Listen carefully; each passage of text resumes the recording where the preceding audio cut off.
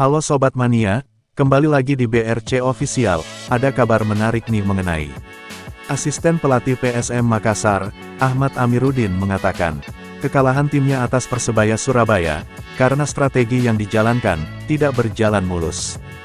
Dua pemain PSM, Nermin Haljeta dan Balotelli, yang dipasangkan di lini depan, gagal menggedor pertahanan bajul ijo. Ahmad Amiruddin, mulanya menyinggung strategi PSM, berdasarkan analisa, dari laga terakhir Persebaya. Timnya menggunakan strategi berbeda, saat menjamu tim tamu, di Stadion Gelora B.J. Habibie Parepare. Tadi formasi sedikit berbeda, dari pertandingan sebelumnya, karena itu dari hasil analisa kami di coaching staff, bagaimana Persebaya di pertandingan terakhir, kata Ahmad usai pertandingan, Jumat tanggal 7 Maret tahun 2025.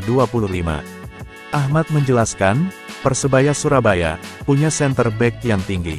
PSM Makassar pun, mencoba skema dengan memasang dua striker, yakni Nermin dan Balotelli. Kami tahu mereka punya center back yang tinggi. Jadi kami mencoba mengeksplor pemain yang tinggi, dengan memasang Nermin dan Balotelli bersamaan, terangnya. Hanya saja kata dia, formasi tersebut tidak berjalan efektif. Dia memastikan hal tersebut menjadi bahan evaluasi. Ada skema yang belum jalan, dan ini menjadi evaluasi kami, agar progres lebih bagus ke depan, imbu Ahmad. Pemain PSM Makassar, Akbar Tanjung menyampaikan maaf, usai skuad Juku Eja tumbang, dengan skor tipis 0-1, di kandang sendiri.